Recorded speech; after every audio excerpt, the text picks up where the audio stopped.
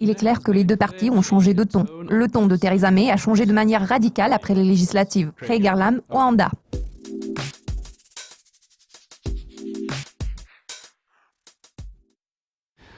Pourquoi le gouverneur de la Banque d'Angleterre, Mark Carney, a-t-il jugé que le moment n'était pas encore venu de relever les taux directeurs?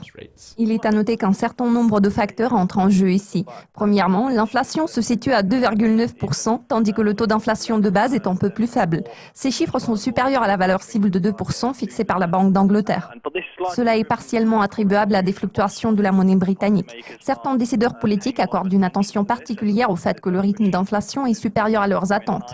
Bien naturellement, ce facteur les préoccupe. C'est la raison pour laquelle ils se montrent favorables à une hausse des taux directeurs par la Banque centrale. Je pense que les fluctuations de la livre ne sont pas la principale préoccupation de Mark Carney. J'ai l'impression qu'il se concentre plutôt sur d'autres éléments qui pourraient provoquer une forte hausse de l'inflation à plus long terme. En règle générale, un relèvement des taux est garanti lorsqu'il y a une forte demande. À l'heure actuelle, la demande semble être un peu plus faible qu'avant. Elle est censée ralentir davantage dans les 12 à 18 prochains mois. Mark Carney se focalise sur les éléments tels que le rythme de croissance et la dynamique des salaires. Aucun de ces deux éléments n'indique une accélération de l'inflation à plus long terme. Je pense qu'il va suivre de près l'évolution de la situation à court terme pour évaluer les perspectives d'inflation.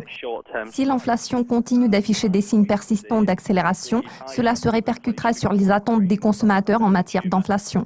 C'est à ce moment-là que la Banque centrale du pays sera prête à intervenir. En revanche, je pense qu'à ce stade, le contexte économique n'est pas forcément propice à un relèvement des taux d'intérêt.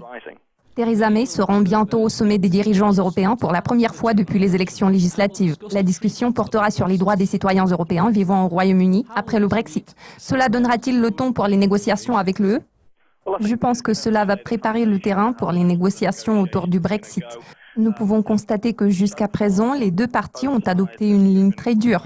Nous avons observé de véritables spectacles médiatiques des deux côtés. Theresa May et son équipe n'ont eu de cesse de souligner les raisons pour lesquelles la possibilité d'un Brexit sans accord commercial ne devait pas effrayer la Grande-Bretagne. Selon la première ministre britannique, le pays est bien positionné pour négocier un accord commercial satisfaisant à l'issue des pourparlers. Selon Madame May, il va s'agir d'un accord bénéfique pour les deux parties. Par contre, les autres 27 pays de l'UE sont convaincus que la Grande-Bretagne se retrouvera dans une situation désavantageuse après la sortie de l'Union. Les arguments susmentionnés devraient se refléter sur les positions qu'adopteront les parties lors du démarrage des négociations. Je tiens toutefois à préciser que la situation a évolué. La différence est que la période de spectacle médiatique qui a duré 1 an est déjà derrière nous. Aujourd'hui, il s'agit des négociations réelles. Il est clair que les deux parties ont changé de ton.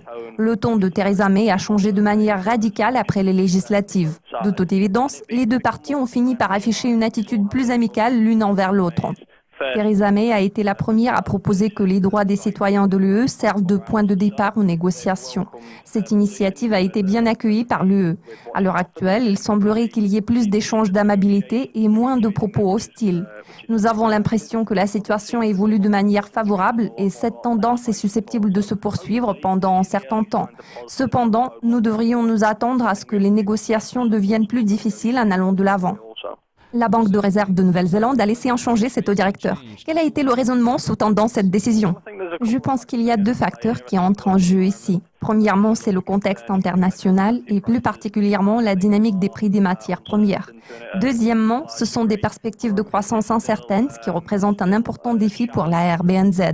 L'inflation a légèrement progressé ces derniers temps, mais il est peu probable que cette tendance se poursuive. Nous constatons qu'à bien des égards, la situation de la Nouvelle-Zélande est similaire à celle du Royaume-Uni. Bien que maintenant l'inflation se situe à un niveau élevé, il y a peu de chances que cette tendance dure longtemps.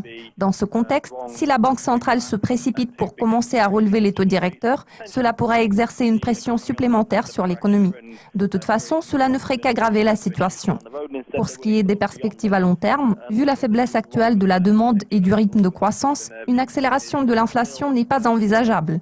Le taux d'inflation devrait rester inférieur à la cible, ce qui signifie que d'importantes mesures de relance seront nécessaires pour normaliser la situation. Vu la force actuelle de la monnaie locale, bien que ce facteur n'ait pas été mentionné lors de la réunion de la Banque centrale, si les décideurs politiques relèvent les taux d'intérêt dans de telles circonstances, cela ne fera qu'exacerber le problème. Bien évidemment, ce genre d'approche exposerait l'économie à plus de pression. Les responsables de la Banque centrale ont déclaré qu'ils feraient preuve d'attentisme jusqu'à la fin de 2019. À ce stade, ce scénario semble être hautement probable. Craig, tous mes remerciements pour votre participation aujourd'hui. Merci de votre attention. À la prochaine.